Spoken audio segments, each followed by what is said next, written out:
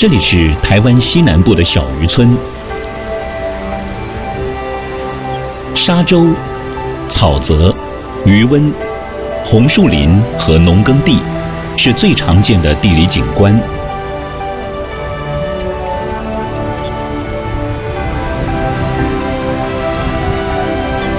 这里多样性的栖地环境吸引大批来自北方的冬候鸟。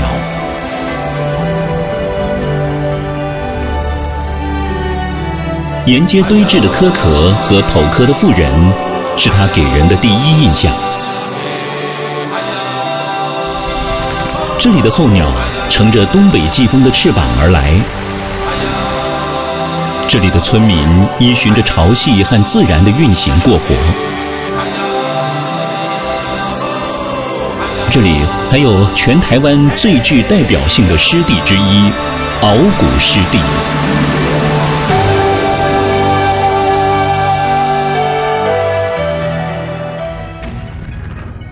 鳌谷湿地位于北回归线上，与台湾最高峰的玉山直线相连。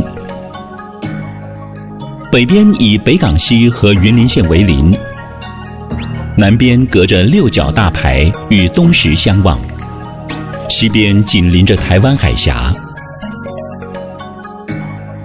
据说鳌谷的原名叫五谷，当时的村民散居在后赞寮、黑阿寮、右恰地、K 阿吉和高地厝等地，主要以务农为生。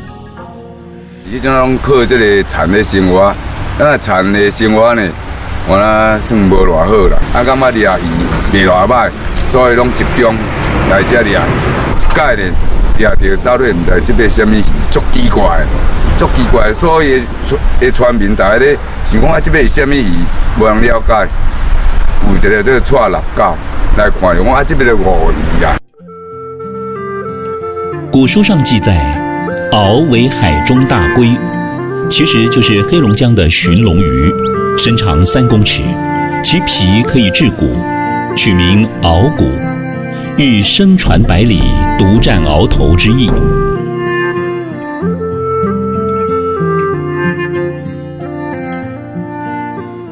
日来到这方，后人讲闭骨啦，后人讲拗骨，事实就是五鱼的五骨。但您知道吗？1912年之前根本没有鳌谷湿地这块土地，当时顶多是由北港溪冲击而成的一片沙洲。后来政府在地尽其力的政策下，大力推动海埔新生地的开发，于是利用大批的缓囊边岸兴建鳌谷海堤，把北港溪与六角大排间的泥质滩地围起来，填海造陆。自1970年起，鳌谷地区盛行水产养殖。1983年，养殖业盛行，因超抽地下水造成沿海地区严重地层下陷，大量海水倒灌，使得土地因盐化严重无法耕种，而逐渐荒芜。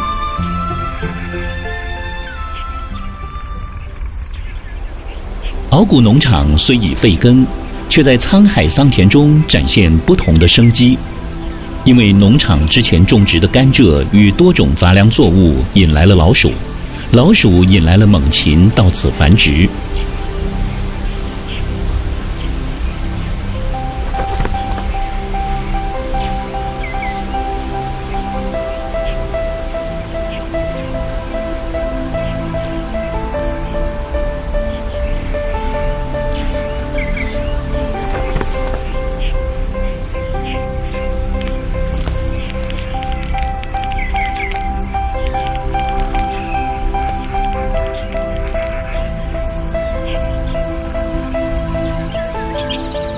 此外，鳌谷农场有湖、有草、有树林，而且又少有人为的干扰，这对过境与度冬的候鸟们而言，俨然像是一座5星级饭店。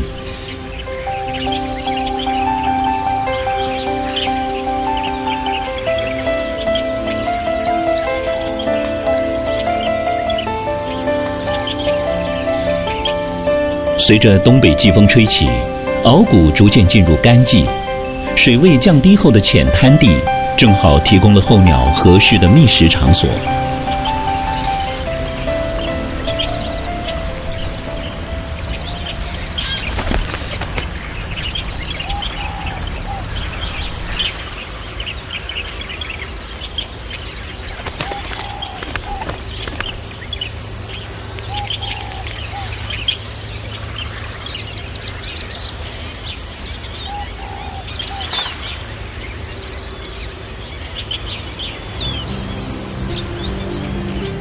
雁鸭进驻鳌谷，揭开冬候鸟季的序幕。这片湿地将开始迎接远从他乡来的访客。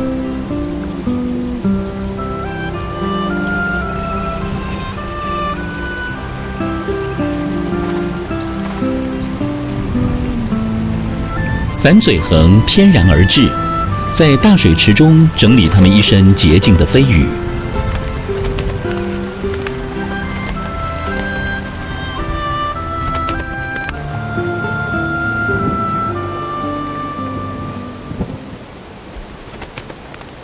接着抵达的是一袭黑色羽翼的捕鱼高手卢慈。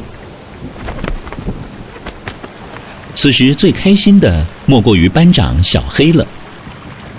2002年，小黑与其他的同伴一样，从遥远的北方来到鳌谷，但是一张渔网改变了他的命运，小黑从此成了鳌谷的新住民。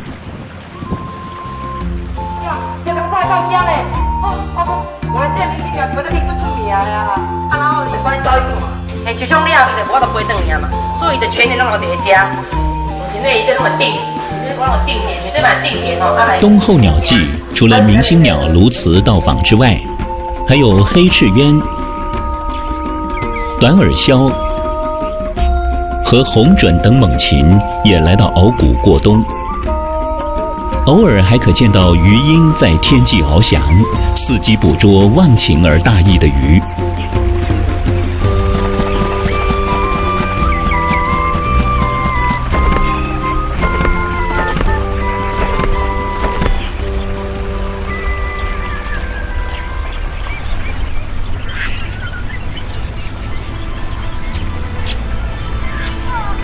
而在所有到访的候鸟中，又以国际自然保育联盟 IUCN 列为濒临绝种的黑面琵鹭最受世人瞩目。所以，当黑面琵鹭来到鳌谷之时，总会引来很多爱鸟人士，让鳌谷候鸟季达到最高潮。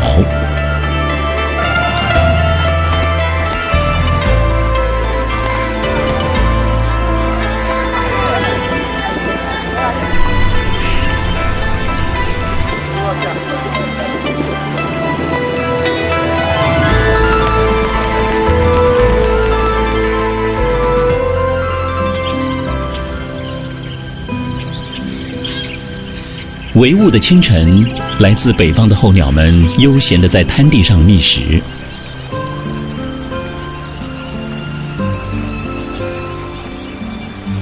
天色渐亮，广阔的湿地呈现眼前。除了在滩地觅食的玉衡科鸟类外，在沼泽区还有许多雁鸭科及鸥科的鸟类，它们刚刚抵达这片湿地，有些准备在此度过漫长的冬季。有些则是在此觅食与补充体力后，会继续飞往菲律宾，甚至飞到南半球的澳洲过冬。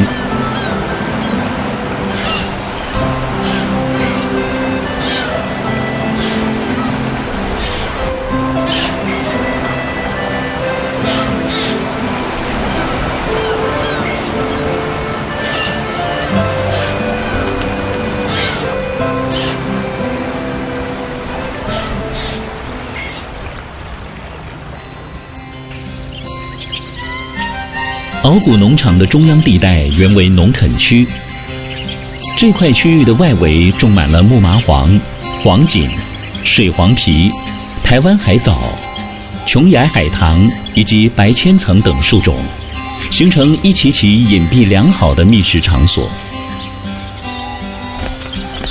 大冠鹫、环颈雉、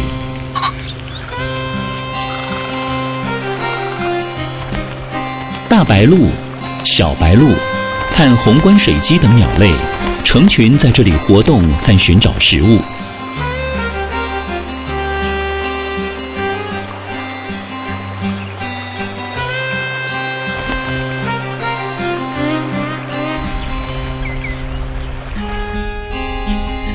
蛇、老鼠和青蛙则在草泽间活动，展现鳌骨湿地无限的生机，以及鳌骨生态资源的丰富与多样。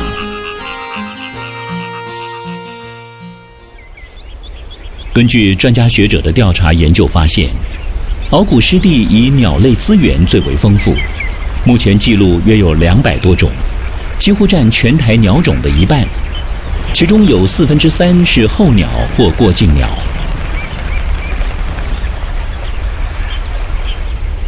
此外，丰富的猛禽资源也是鳌骨的另一项特色。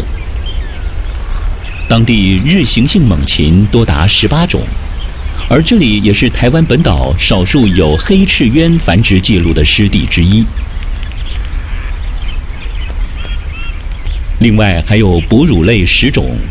鱼类18种，虾蟹螺贝类22种，两栖爬虫17种，以及超过360种的昆虫在这里生活。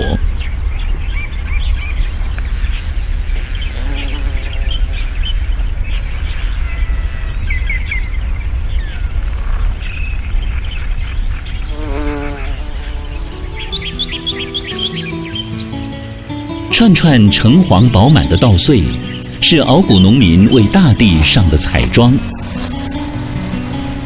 春天嫩绿的秧苗今天就要收成，鳌骨农民感恩知足的神情溢于言表，因为他们知道这是大地赐给他们的恩典。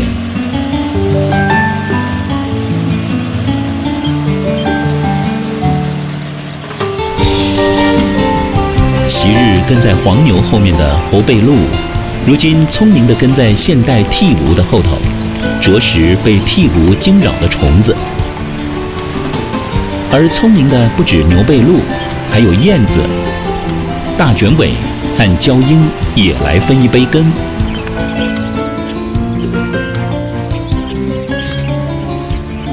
黄是鳌骨秋天的颜色，粒粒鲜黄圆润的苦楝子吸引了白头翁前来光顾。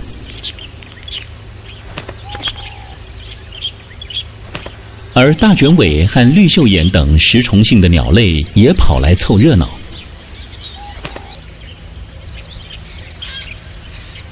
稻米收割后，农民们会播撒油菜籽和太阳麻等绿肥作物来回复地力，而这也将鳌骨的黄从秋季延续进入了冬季。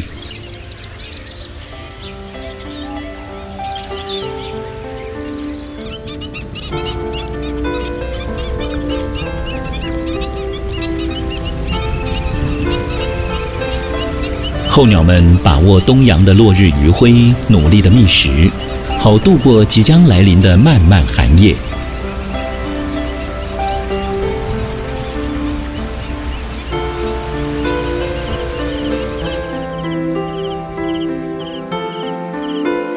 冬季除了候鸟大量造访外，也是养科人家忙搭科棚、灌科串的季节。此时正值牡蛎繁殖期间，科民通常会将10条科串绑在一起，以增加重量，并使其垂挂在水中，进行寄科苗的重要工作。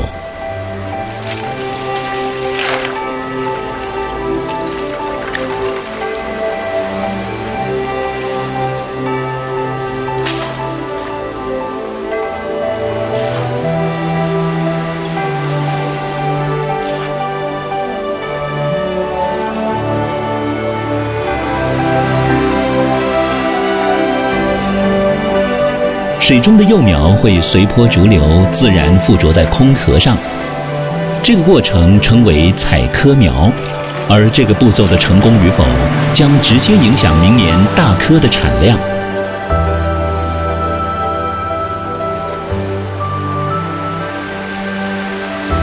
附着在壳上的科苗逐渐成长，为了让成长中的柯苗有足够的养分及生长空间，科迷们接着将进行分柯苗的工作。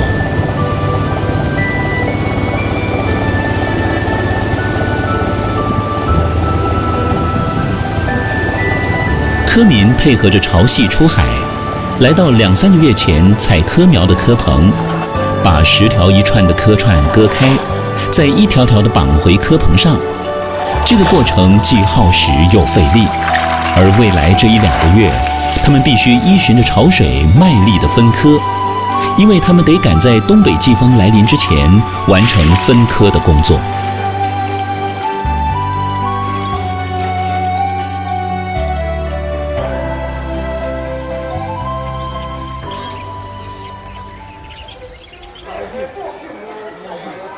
王爷及妈祖是沿海地区的传统信仰，当然靠海的鳌骨也不例外。鳌骨社区的大庙寿天宫即是王爷信仰的中心。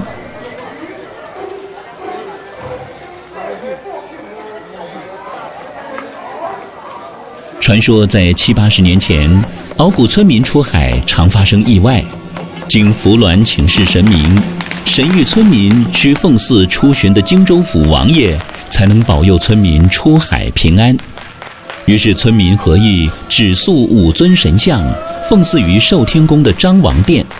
自此海不扬波，物复年丰。村民有感于5府千岁的灵验，特别举办5年王爷祭，感念王爷的庇佑。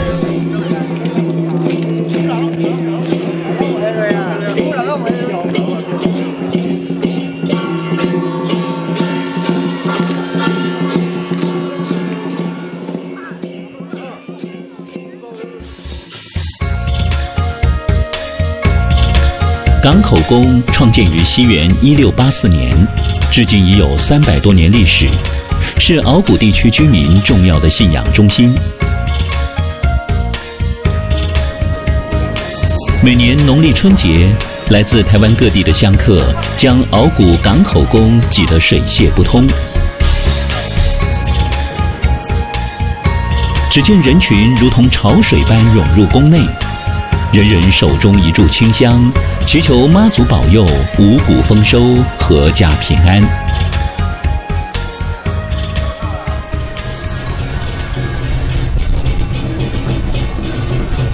港口宫全年的庆典，在农历的3月23妈祖圣诞达到最高潮。这天，全省从港口宫奉祀出去的妈祖都会回娘家来过火。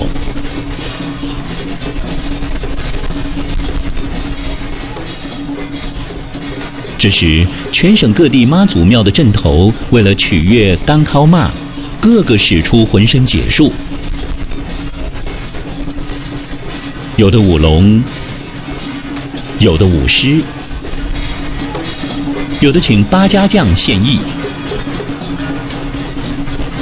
有的请七爷八爷出巡，甚至还有啦啦队和喷火秀，噱头十足，展现地方宗教艺术的多元与创意。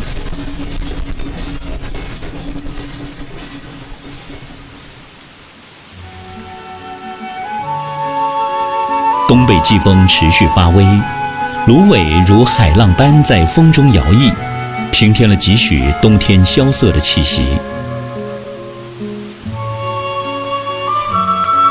但冬天的鳌骨可不孤独，成群的红嘴鸥、小水鸭、黑面琵鹭聚集在这里活动觅食。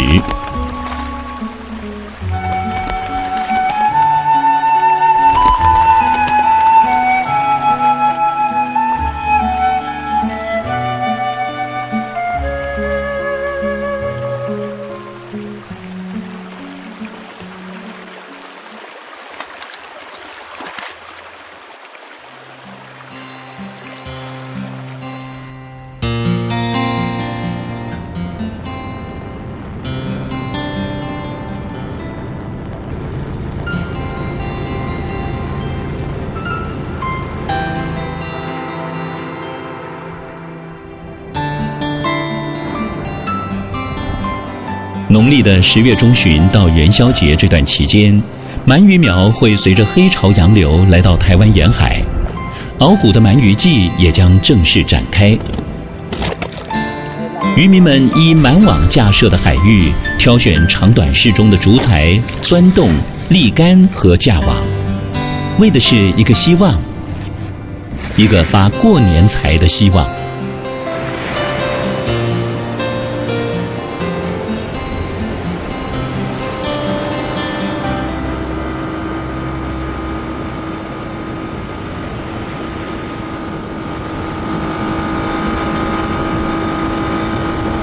就像农夫得经常到田里巡田一样，鳌骨渔民也要常常去巡鳗网，查看鳗架有否流失或被海浪打断，或是有木头、树枝、垃圾之类等漂流物搁浅在网内。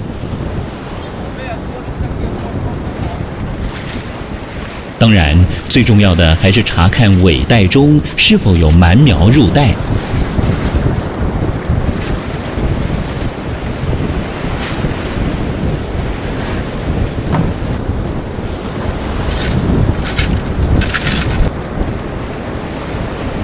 鳗苗又称鳗筋，因为这透明细如丝线的鳗苗，每尾曾高达100多元的天价。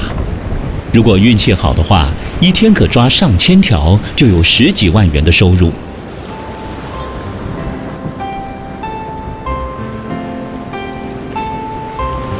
不过，高利润伴随着高风险，一遇强风大浪，这些鳗网很容易受损。如果遇到疯狗浪，渔民甚至还有坠海的危险，而这一切只能祈求上天保佑，也难怪鳌骨地区庙宇会这么多，而且是村民们共同的信仰中心。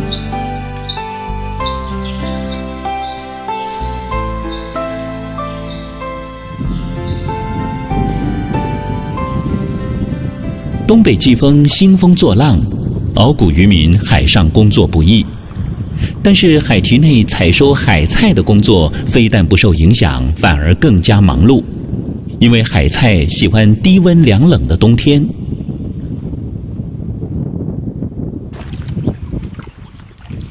鳌骨地区所养殖的海菜，由于营养价值高，所以可以用来提炼洋菜胶，当作布丁、软糖等食品的原料，而且用途广，可以当作牙膏跟化妆品的添加物。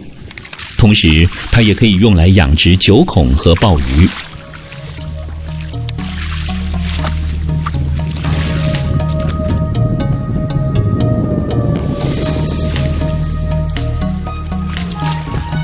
采海菜的妇女撑着胶筏，将池中捞起的海菜运到池边，再将海菜填挤入袋中。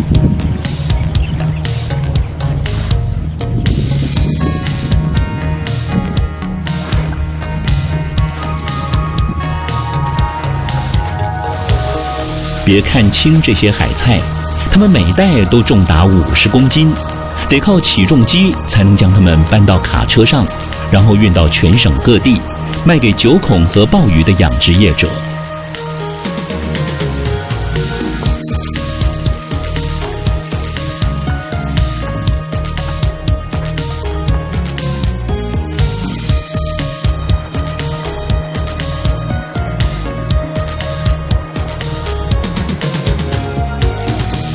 这种高营养及多用途的海菜，不仅人们喜欢，就连池子里的鱼虾蟹类也都靠它为生。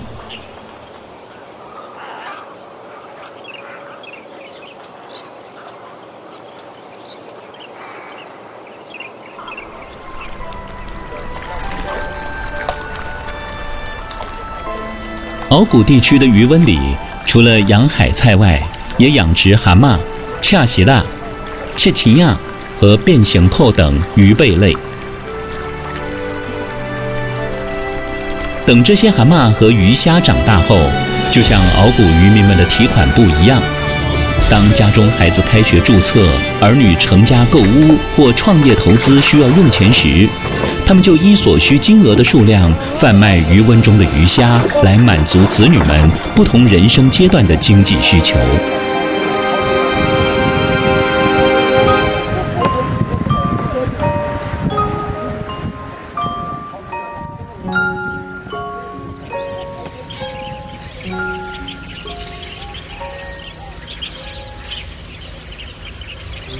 随着东北季风的减弱，冷冽的寒气逐渐散去，鳌骨大地处处春暖花开，甚至连潮间带也都春意盎然。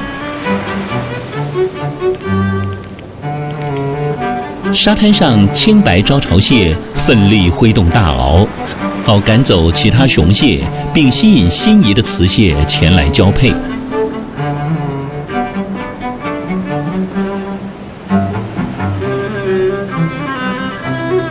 大眼蟹喜欢将身体埋在水中，只露出2根长长的眼柄，观看水面上的动静，因此又称为哨兵蟹。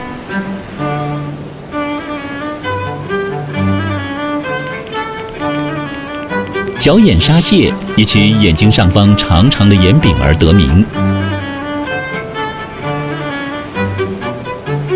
至于骨窗蟹，则是因为它们腿上有如窗户般的薄膜的呼吸构造而得名。骨窗蟹的体型虽小，却是制造泥团的高手，几秒钟内就会在嘴巴上方形成一个个泥球。当这些泥球掉落地面后，就会在沙滩上排列出一幅幅美丽的图案。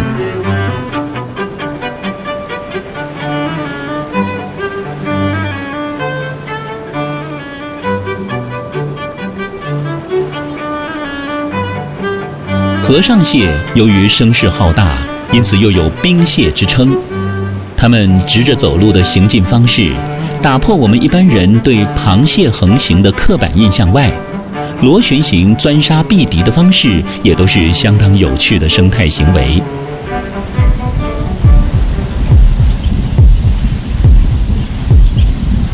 蛰伏一季寒冬的文白蝶，感受到春神的暖意，它们奋力挣脱蛹壳，进入鳌骨缤纷的大地。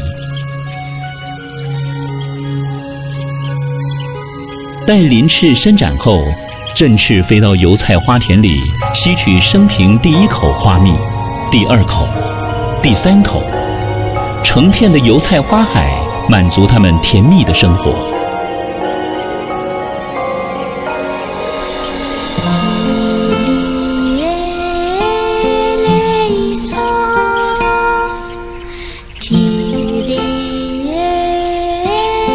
成熟的雌蝶高举尾部，招引雄蝶前来交尾。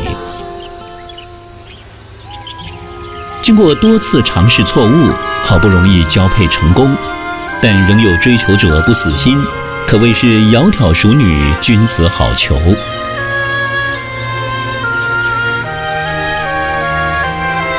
交配后的雌蝶将卵产在油菜的叶片上，大约半个月左右，虫宝宝就会破卵，并且啃食卵壳，当作它们生平的第1顿大餐。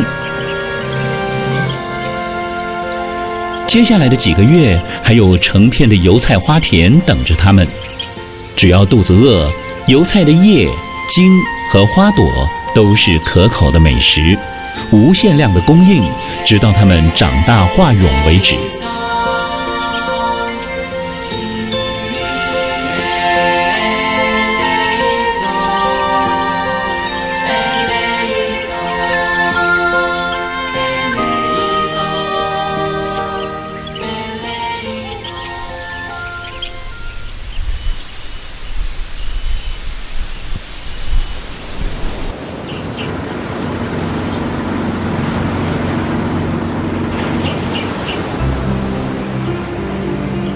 春天是科民们采收牡蛎的季节，他们驾着胶筏到科棚中采收牡蛎。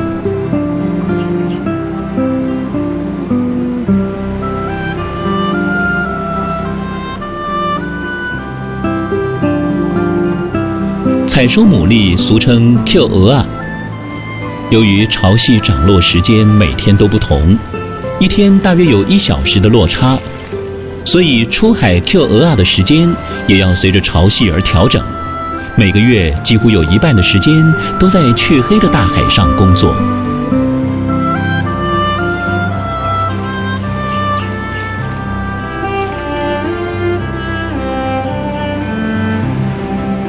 讨海人就是这么辛苦，所以他们大多要子女们好好念书，长大后不要像自己这么辛苦。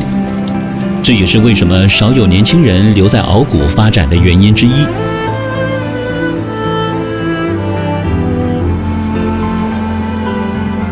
不过，现实生活终究要过，采科的工作将一直持续到东北季风的到来。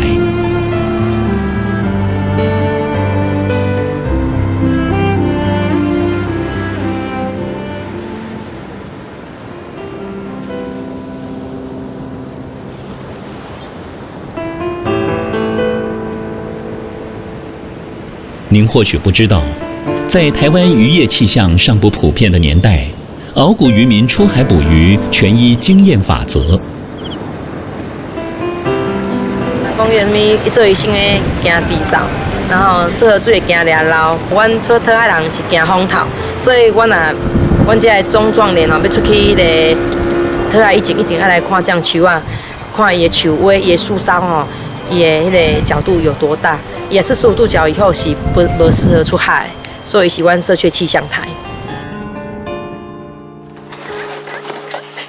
天还没亮，鳌骨村内矮棚里，剖科妇女们容器内的鹅啊早已盛满。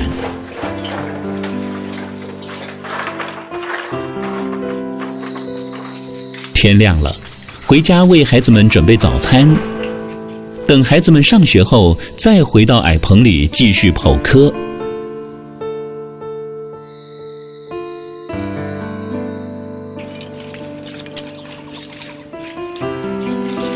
鹅啊收成之后，还得重新将空壳壳串绑起来，期待下次东北季风来临时，能再次为科民们带来丰收的喜悦。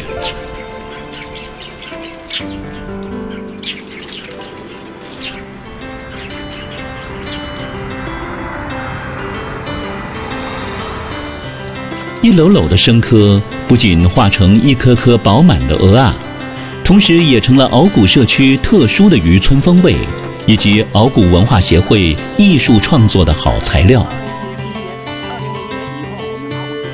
陈文贤，道道地地的鳌骨人，四股社区发展协会的发起人之一。带领3只6鸟离巢。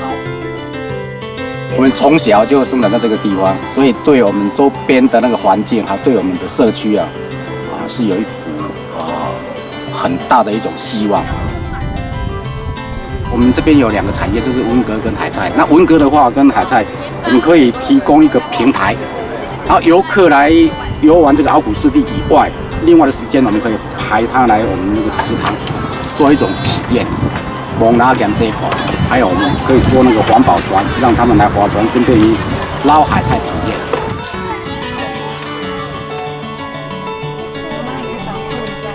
基于对乡土的热爱与期待，陈文贤近几年来积极推动鳌骨社区文化活动，带着游客一同制作科壳风铃、体验剖科等。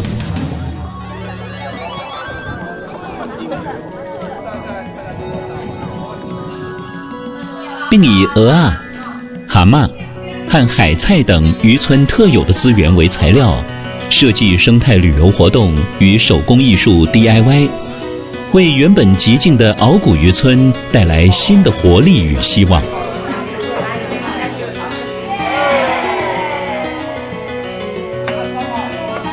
鳌骨的社区妈妈以鹅啊、白虾和海菜等当地特有的食材烹调的海鲜粥与一道道可口的风味餐，是让每位来到鳌骨的游客赞不绝口的美味佳肴。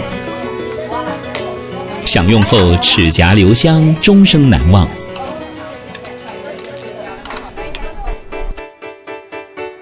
2002年，台湾加入 WTO， 虽然冲击鳌骨居民的收益，但政府适时辅导进行平地造林计划。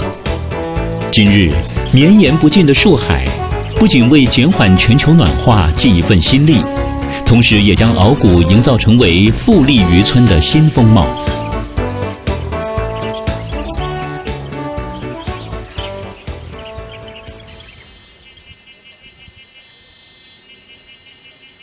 四股社区是探访鳌骨湿地的门户。初次来到鳌骨的游客，在体验这里浓浓的渔村风情之前，不妨先参观社区里的生态展示馆。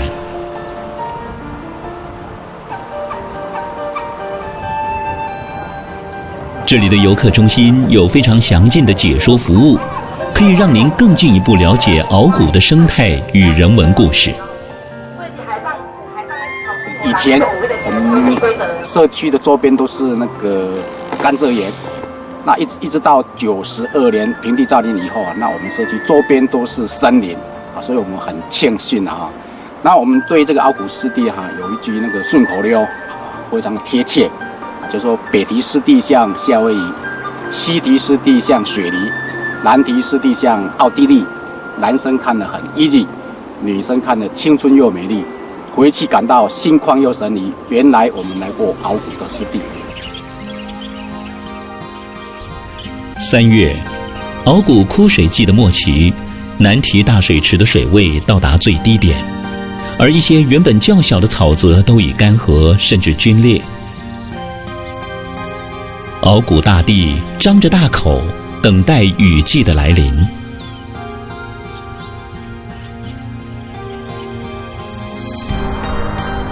4月，纷飞的绵绵细雨终于润湿了鳌谷。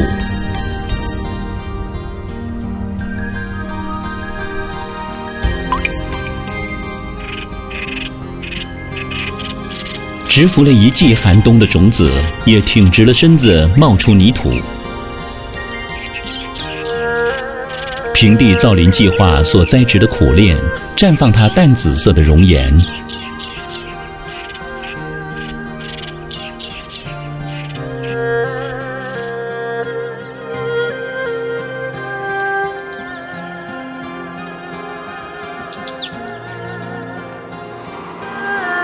春天来了，农民赶着黄牛准备下田播种、插秧、除草和施肥，好预约一个丰收的秋天。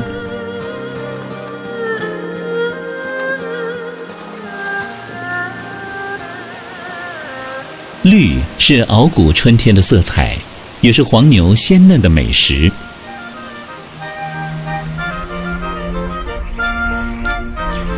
留鸟是鳌谷的永久住民，他们不急着赶路，可以悠闲地唱歌跳舞。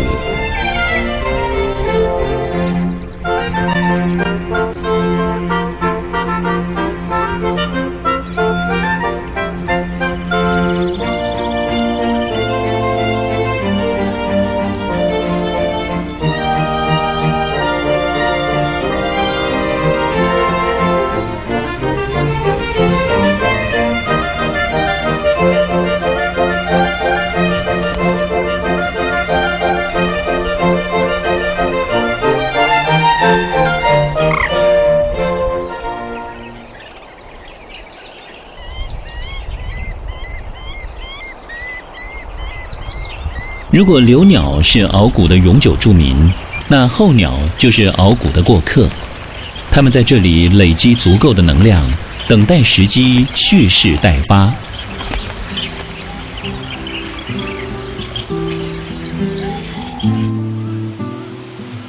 即将北返的短耳鸮藏身在田埂的草丛间，不安地窥视。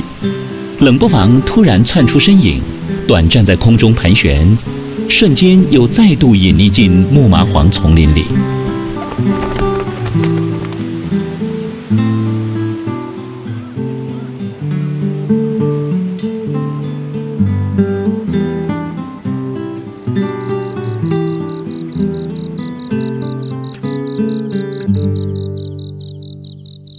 夜晚，小黄腹鼠仔细梳理毛发，准备外出活动。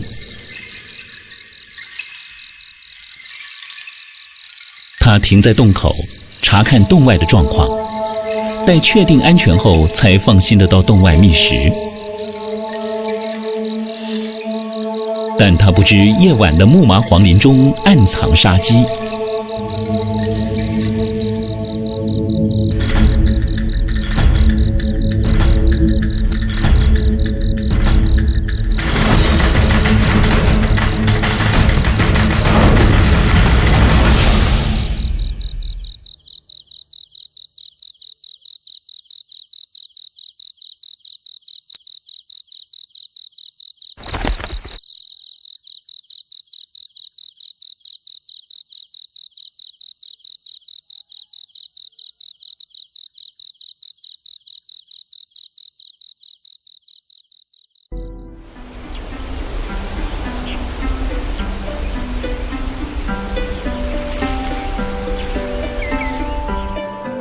根据研究人员从他们的实检分析得知，鳌骨地区的短耳鸮是以小黄腹鼠、赤背条鼠、月鼠和鬼鼠等田间的野鼠为主要的食物来源。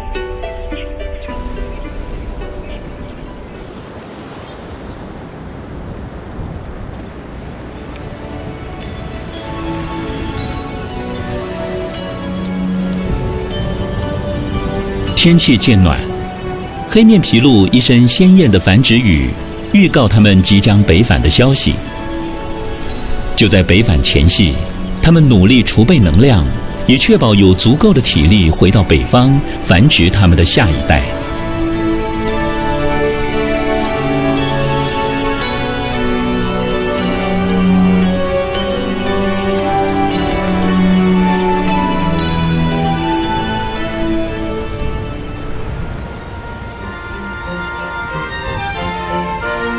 夏天到了，蝉声高涨，草泽也呈现一片墨绿的颜色。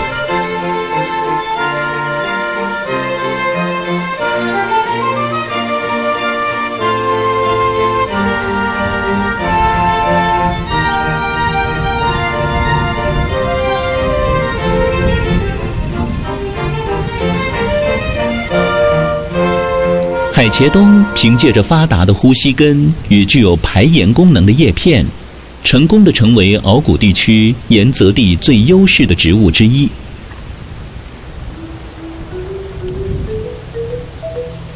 而海茄冬的底层也是鱼虾蟹类活动居住的理想场所。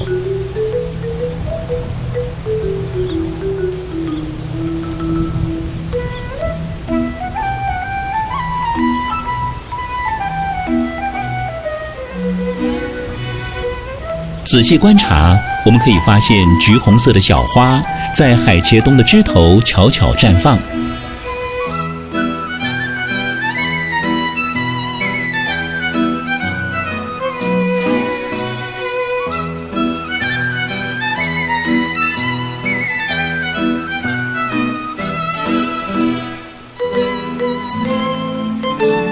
草丛间，墨蝉的幼虫藏身在泡沫中，好躲过天敌的耳目。它努力吸食植物的汁液，好快快长大，准备迎接这个属于它的季节。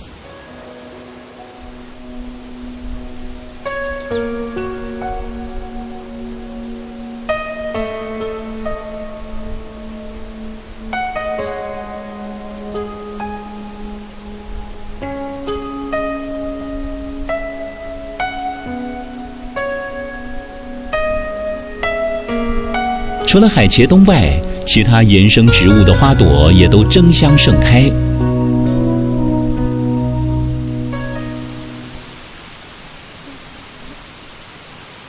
花果繁茂、虫鱼活跃的鳌骨夏天，是结婚育幼的理想时节。这端枝头上的黄头扇尾鹰还在卖力地唱着求偶曲。那端草丛里河头鹪鹰的新家已经落成，而且很快地产下4颗蛋。等到宝宝出生后，每一张嗷嗷待哺的黄嘴小口都是爸爸妈妈的希望。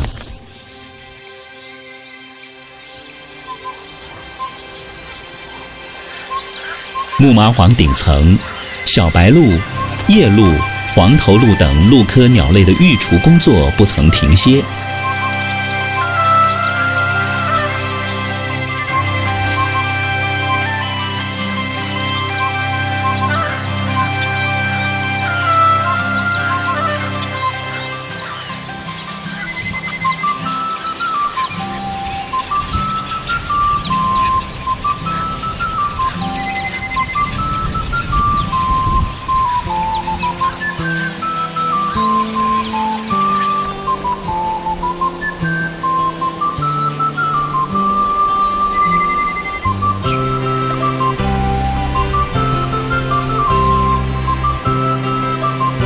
而小屁蹄、高跷横、白头翁和大卷尾等永久住民也同时加入孵蛋育雏的行列。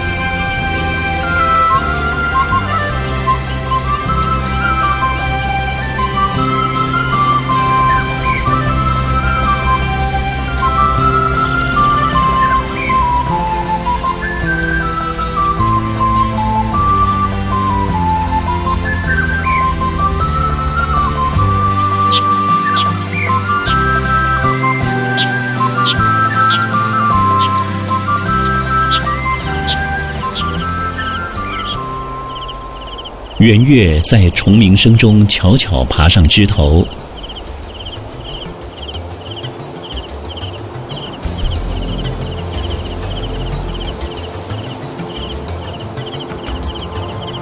在柔美的夜光下，跃动的生命在熬谷的泥滩上。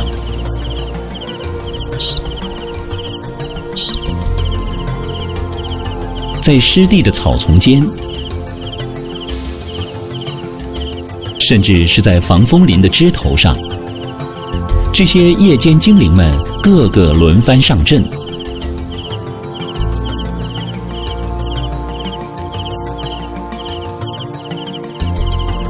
夜深了，台湾草溪匍匐枝桠上，为这生动的夜晚画下难忘的句点。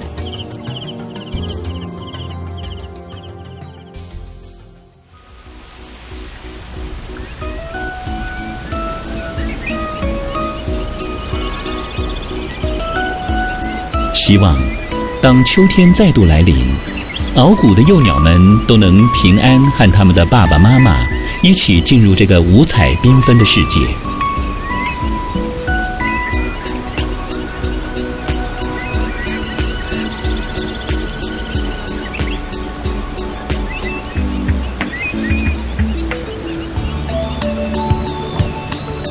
而熬谷村民们不论麻栽、